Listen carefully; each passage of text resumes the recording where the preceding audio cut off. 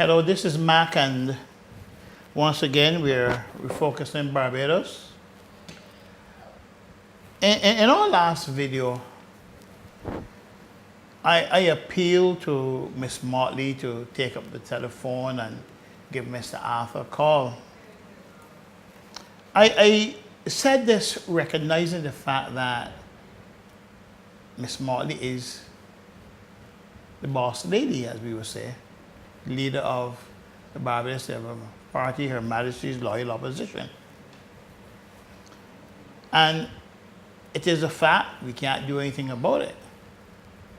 Not that we will want to do something about it. I accept that fact.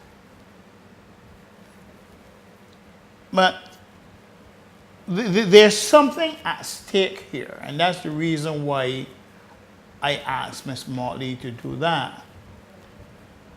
But I also have to understand that one hand cannot clap. Let us be fair. One hand cannot clap. And for Ms. Motley to take up the telephone and give Mr. Arthur a call, she would have to have some form of assurance that the person on the other line, Mr. Arthur, would take up his telephone and answer. But what is at stake here is bigger than Miss Motley or Mr. Arthur. And that's the point I tried to make in the last video. I am not sure if that point came across forcibly enough. But that is what I was trying to say. What is at stake here is much bigger than Mr. Arthur or Miss Motley.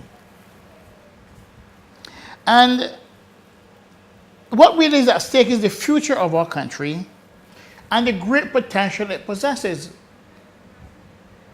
But potential can only be realized if we allow it to come to the fore, if we nurture it, if we dig deep within ourselves and to recognize the potential and bring it out. It doesn't come out on its own.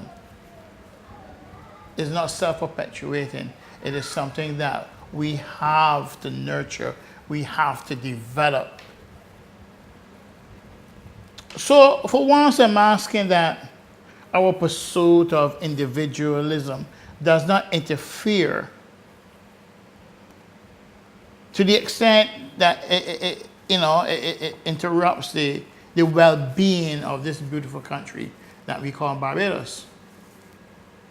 Yes, it has its problems, but we have got so much going for us. And what I'm asking Mr. Arthur and Ms. Motley to do is to recognize this fact and to give Barbados a chance.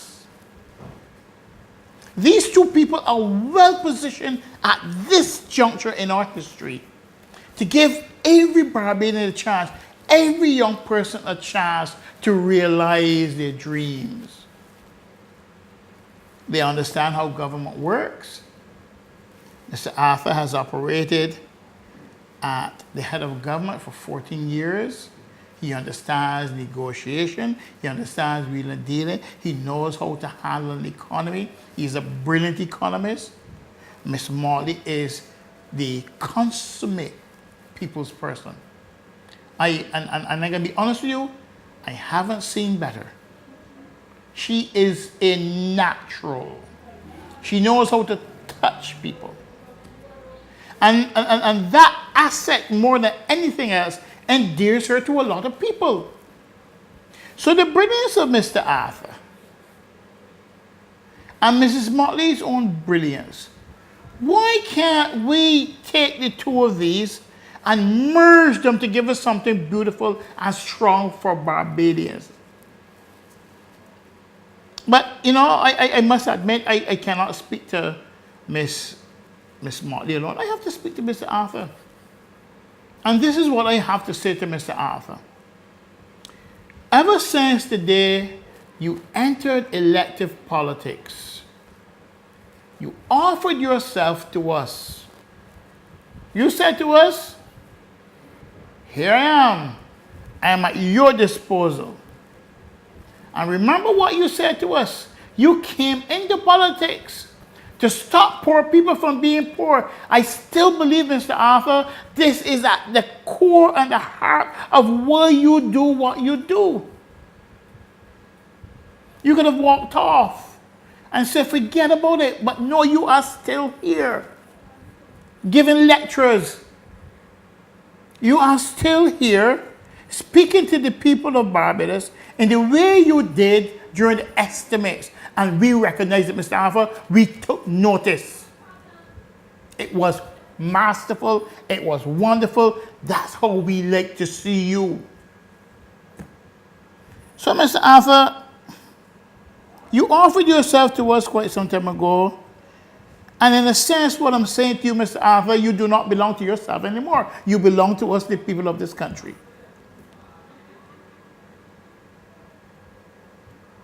I don't think that you're the type of person who believes that you have to be head of the spring. If not, you cannot go to the waters. I do not believe that. I believe you're big enough to understand that even if you're not the head of the spring, you can still join together with others to have beautiful water flowing to the benefit of us all. So in a sense, Mr. Arthur, both of you can reach across the aisle, as they would say in American politics. Both of you can work together to ensure that Barbadians have a chance. We need a chance. Mr. Arthur, we need a chance. You and me can come together to give us a chance. We want a chance. We haven't had it for 7 years. We need a chance. We need a break. We need an opportunity to realize who we really are as a people. Yes, we made mistakes, silly mistakes, but that is a result of the way we have been nurtured. It is time for us to turn the corner and look at this differently. I still believe you have a lot to offer this country at this most critical time. Both of you, I'm going to say this to you, are bigger than this. And I mean, and by this I mean that what we have seen in the recent past, you're bigger than that. Please come together to give our young people a chance of attaining a bright future. Come together to do something extremely big in education, in sports, energy, technology. All of these areas are crying out for visionary leadership. You don't have to be great friends. And I can be very, very blunt, very honest.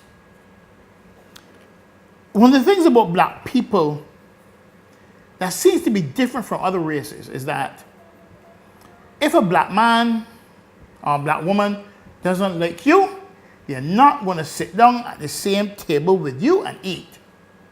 And if they're in a room and see you walk in the door, as you step in, they want to step out. That's the way black people operate. But at this level, no. That's not acceptable. Not at this level. Not acceptable.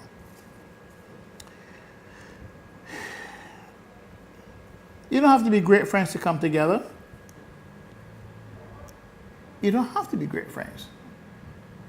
I'll be honest, I have some employees that hurt me. They do some really silly things. But you know what? Every day they come to work, they give 120, 130, 150%.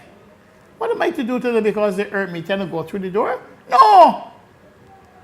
They contribute to the well-being of this company.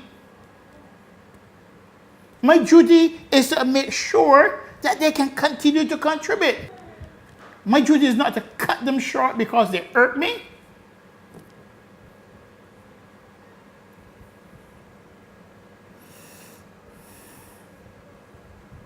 What we need for you, And this is what I want to sum it all up by saying, what we need for you to do is set your gaze upon something that is required of all of us as Barbadians. It's time to do the big thing. And this is the first big thing, Mr. Arthur, you and Miss Motley can do. Come, step on it. Let's get it done. I know you can do it. Thanks. This is Matt, and this has been Refocusing Barbados.